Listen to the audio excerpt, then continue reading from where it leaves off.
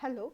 So, we have talked about modal analysis of continuous system. In the last two lectures, we have seen how modal analysis can be utilized to analytically find the response of an axial rod either because of initial condition, that is free vibration, or because of applied load, that is a force vibration problem. So, in this lecture we will extend our talk on modal analysis and see how to do modal analysis of a Euler-Bernoulli beam or an elementary beam under bending vibration. So, let me go into the lectures. So, first let us see how to do modal analysis of an Euler-Bernoulli beam. So, as you remember, we had this equation of motion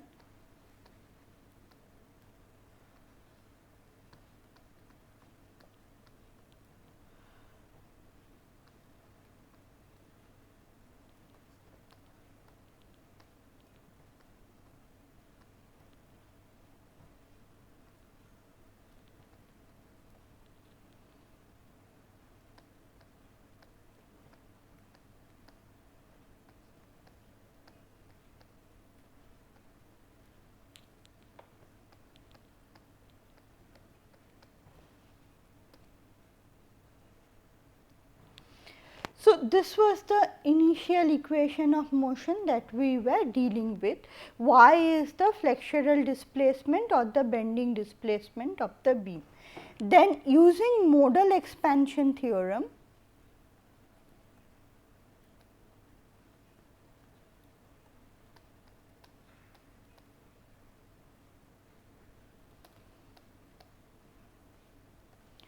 and using generalized coordinate, we can write y x t as a summation of s equals to 1 to infinity, all the possible integer till infinite, into phi s x into eta s t, where phi s x is the mode shape, preferably the mass normalized mode shape, and eta s t is the generalized coordinate or the natural coordinate.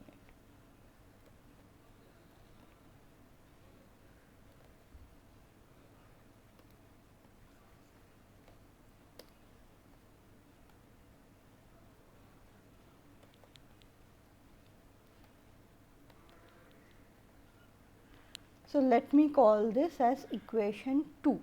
Now, if I plug equation 1 into equation 2 and if I try to write equation 1, so substituting equation 2,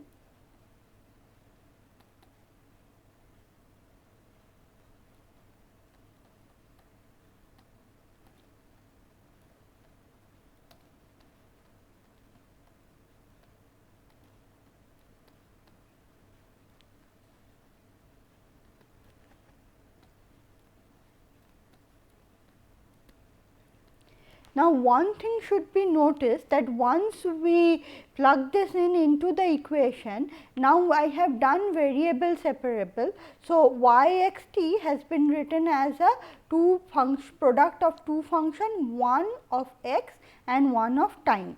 So, this partial derivative can now be written as a ordinary derivative, and I can write this as d 2 by d x square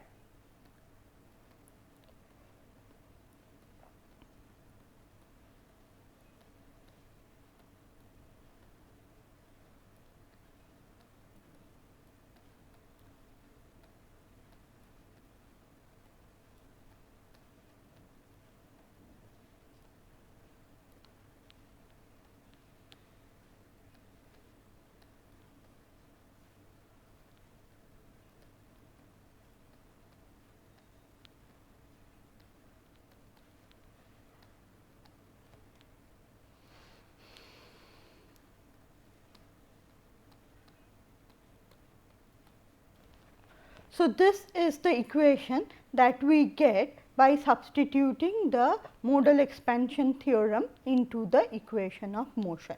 So, we have done similar thing earlier for an axial rod or a bar under axial vibration.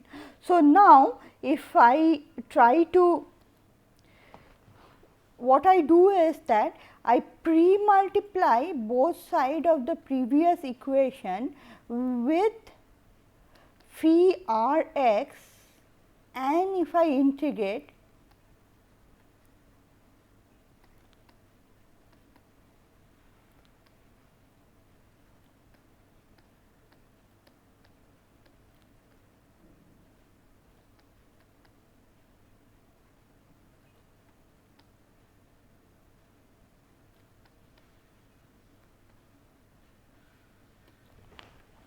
so what am I going to do? I am going to pre-multiply by phi r x and then integrate. So, let me first pre-multiply.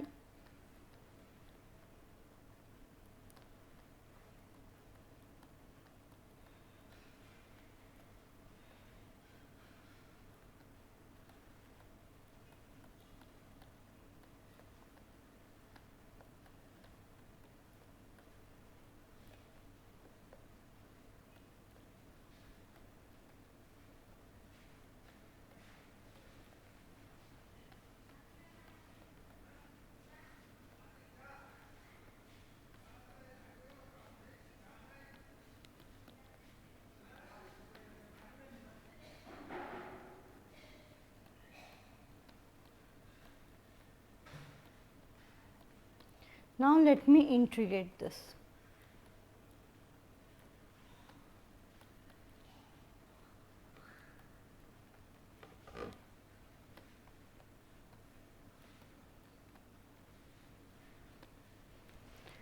Now, let me look into this integration in much more detail. So, if I look into this part of the equation, so I am multiplying phi r x with every term in this series with respect to m x and then integrating it.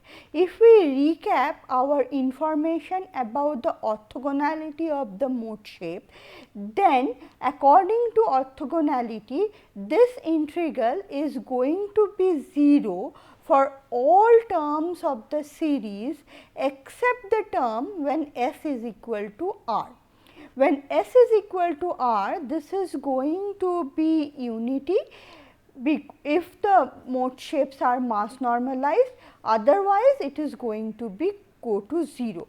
Therefore, this whole integral can actually be written as eta r double dot t, because all other terms are going to go to 0 except when r is equal to s, and when r is equal to s, by using the orthogonality condition of the mode shape, the whole integral except eta double dot r is going to become 1 if the mode shapes are mass normalized.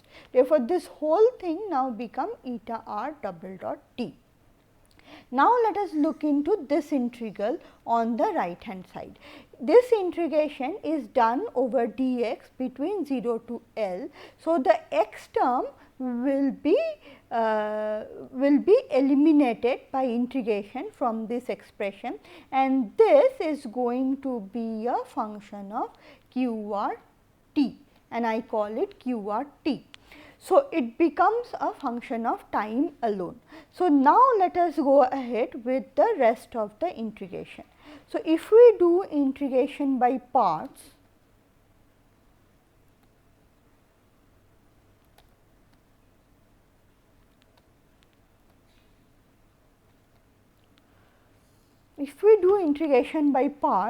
we see this to be phi r x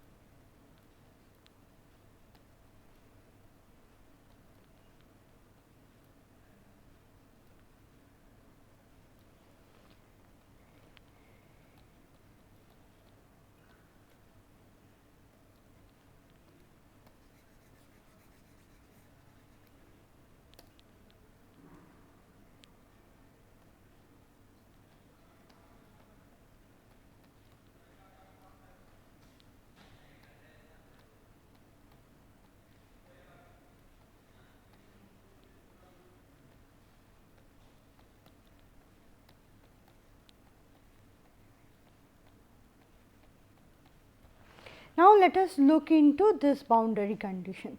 So, whatever be the boundary condition of an Euler-Bernoulli beam, this expression is going to go to 0 for all boundary condition. So, for an example, if the one of the boundary is simply supported, then phi r x goes to 0. So, this whole thing goes to 0.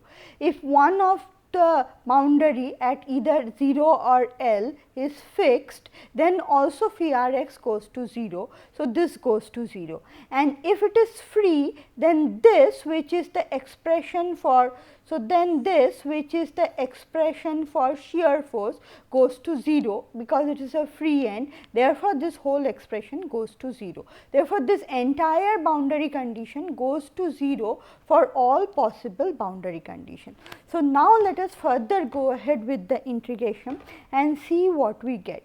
So, we get phi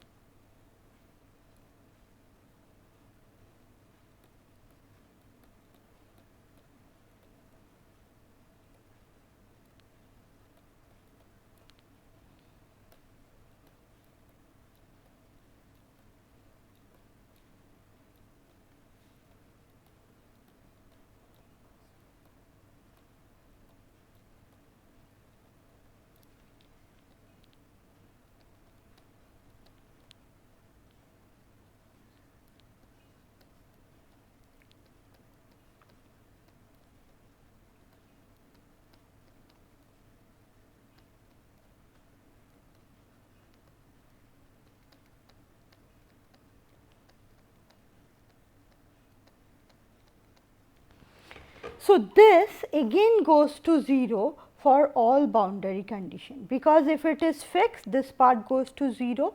If it is free, then this part goes to 0. Even if it is simply supported, this part which represents the moment goes to 0. So, this goes to 0 for all possible boundary condition. So, what we are left with is this expression.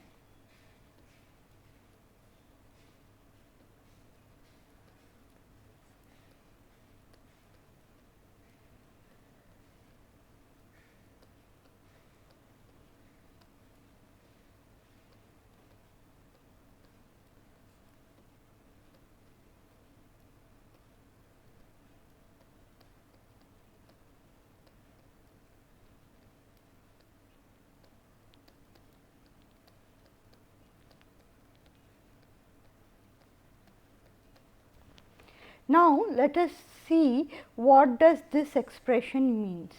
So, if we go back to our orthogonality condition, we will see that this was also, sorry, I made a mistake. So, there should be a summation over here. So, this expression is also the orthogonality expression.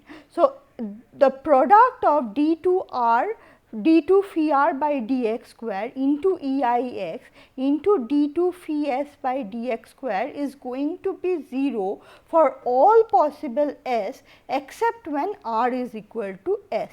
And when r is equal to s, this whole thing will become omega r square into eta r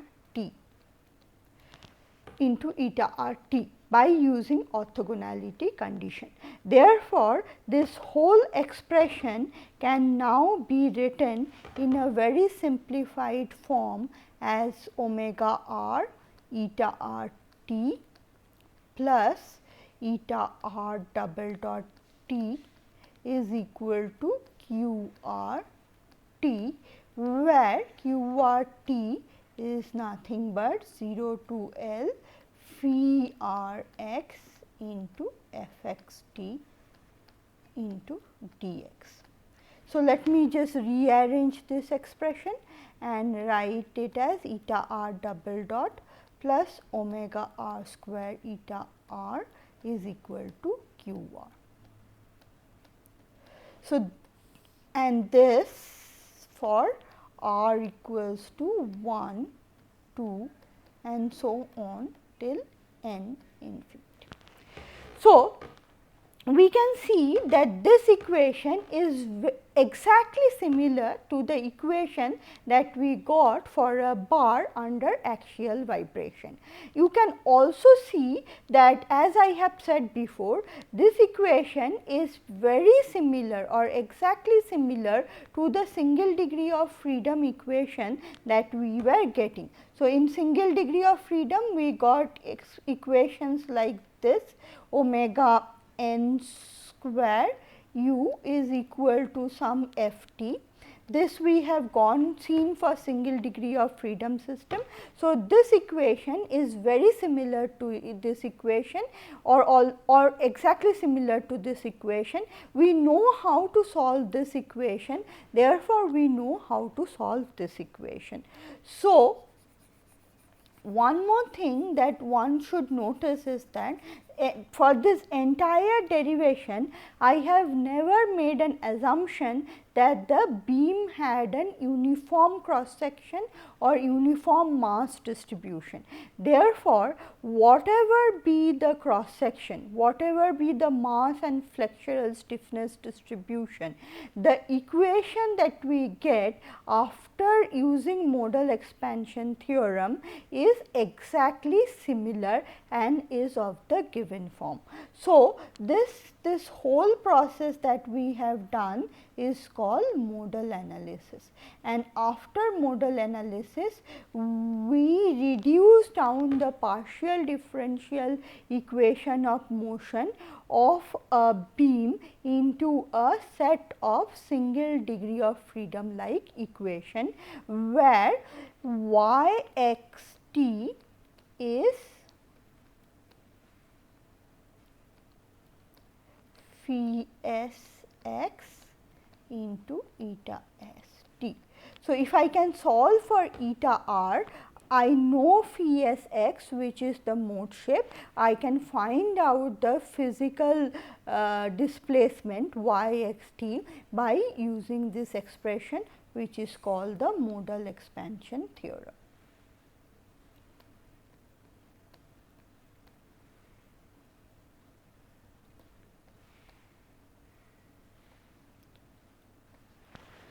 So, with this I will end the discussion on modal analysis, and I will implement what we have studied to solve certain problem so as to get more understanding of the theory that we have discussed.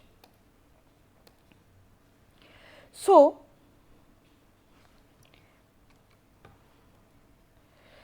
let me go back to the example 1.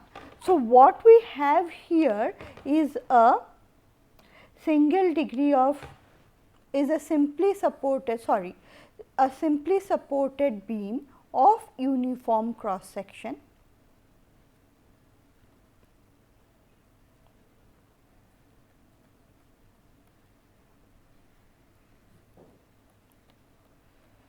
So, I have a simply supported beam of length L. It is of uniform cross section.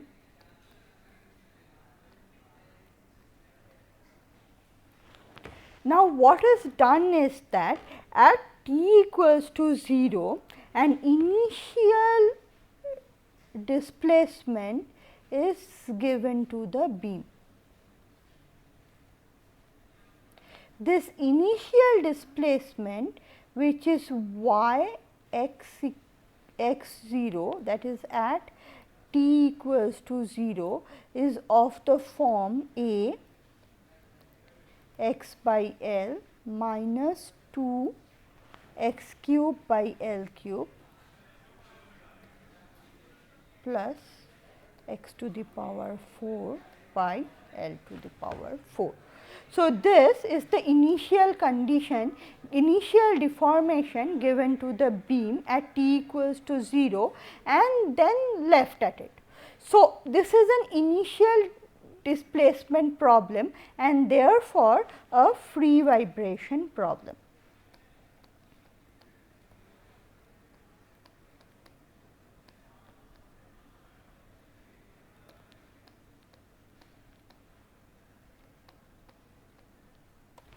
So, let me just repeat in other words what the problem statement is. So, we have a simply supported beam of uniform cross section. Let the flexural rigidity be EI and the mass distribution be M, a uniform mass distribution of M.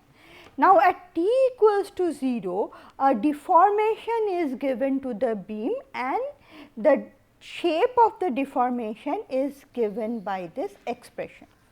So, at t equals to 0, this deformation is given and left.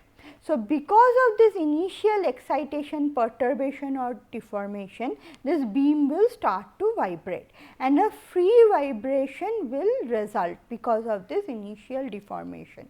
We need to find out the response of the beam because of this initial displacement or initial excitation using modal analysis. So, let us try to see how we can use modal analysis to solve the problem. So, the natural frequency of the beam of a simply supported beam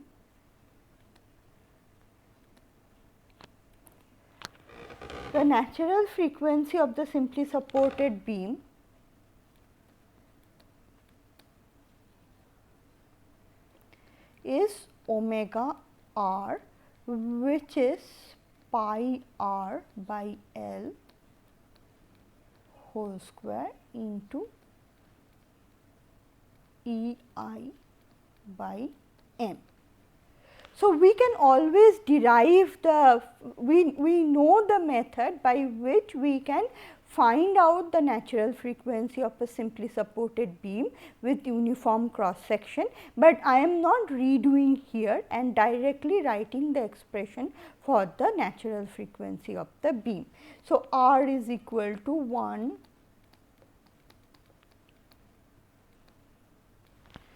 Similarly, the mass normalized mode shape can also be written.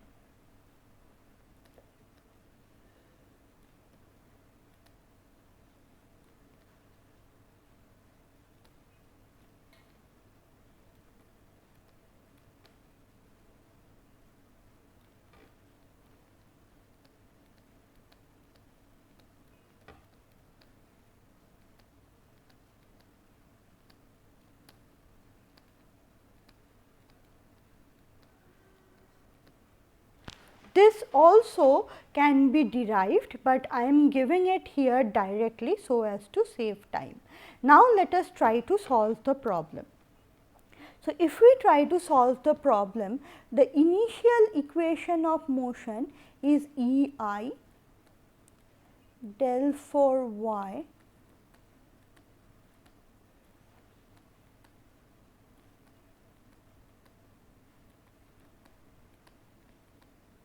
and that is equal to 0. The right hand side is 0 because there is no externally applied force. Now, after modal analysis,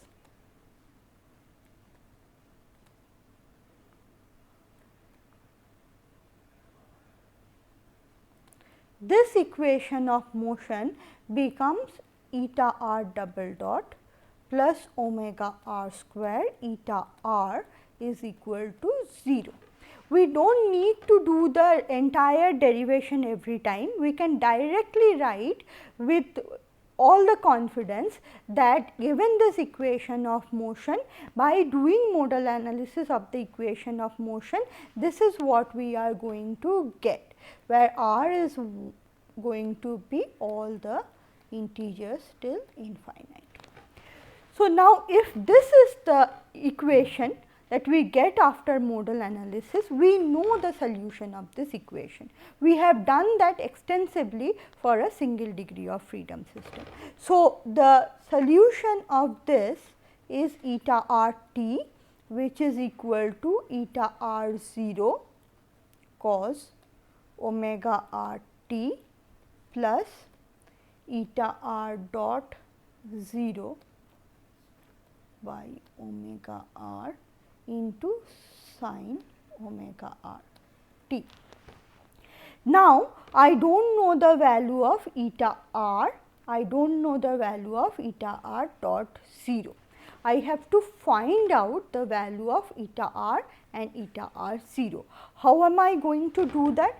I know that y x comma t using modal expansion theorem is going to be phi s x into eta s t.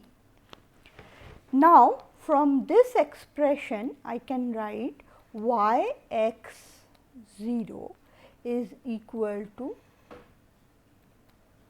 phi s x into eta s 0, and similarly y dot x dot 0 is equal to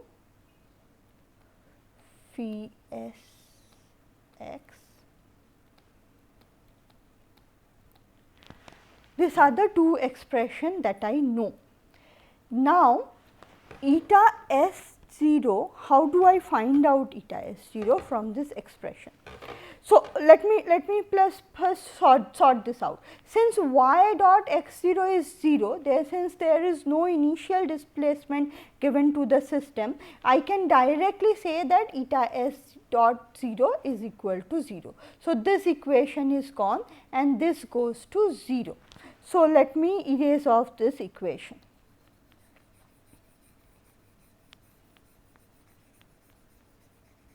So, without any calculation I can directly say that since y dot x 0 is equal to 0, eta dot s 0 is equal to 0 as well, and so eta r dot 0 is also equal to 0. So, now let me see from this expression how am I going to find out eta s 0. So, what I am going to do is that I am going to multiply both sides by m.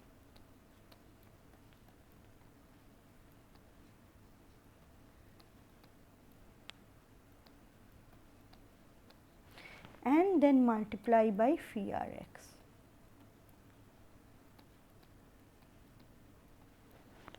And then integrate over 0 to L.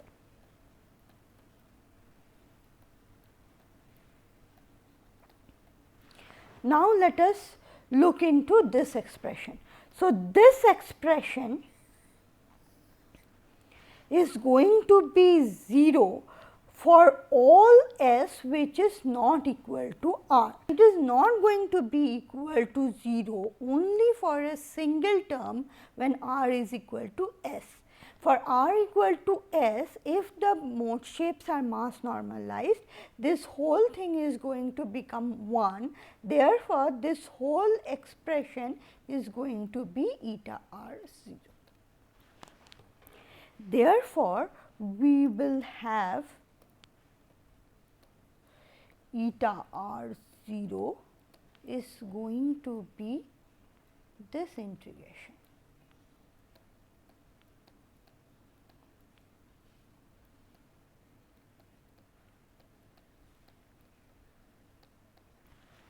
This is the expression.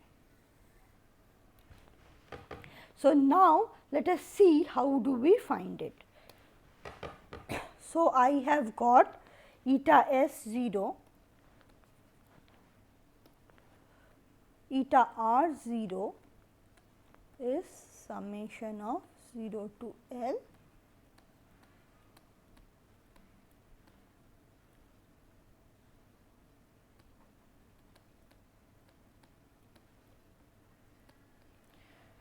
So, that is going to be 0 to L, phi r mass normalized is 2 by m L sin pi r x by L into m, y x is a x by L minus 2 x cube by L cube, and then I have plus x 4 by L 4 into dx. Therefore, eta r 0 is this integral 0 to L m into a into root over 2 by m L into sin pi r x by L into x by L minus 2 x cube by L cube plus x 4 by L 4 into dx. We can easily evaluate this integral and we can get the value of eta r 0. Once we get the value of eta r 0, I know that eta r t is nothing but eta r 0 into cos omega r t. Omega r t is so this is going to be omega r t. So, eta r 0 is known, omega r is known. So, we know this whole expression. So, we know eta r t. Once eta r t is known, then y x t can actually be written as s equals to 1 to n infinity into phi r phi s x into eta s t. So, which is going to be summation of root over 2 by m L sin pi s x by L. Eta s is going to be eta s 0 cos omega s t, s is equal to 1 to n. So, we can get the response or the free vibration response of the simply supported beam.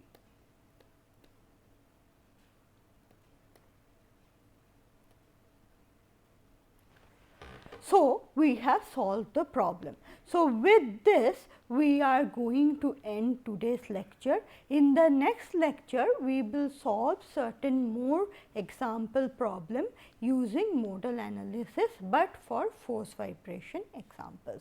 Here we have solved an example of free vibration. In the next lecture, we will solve examples of force vibration. Thank you.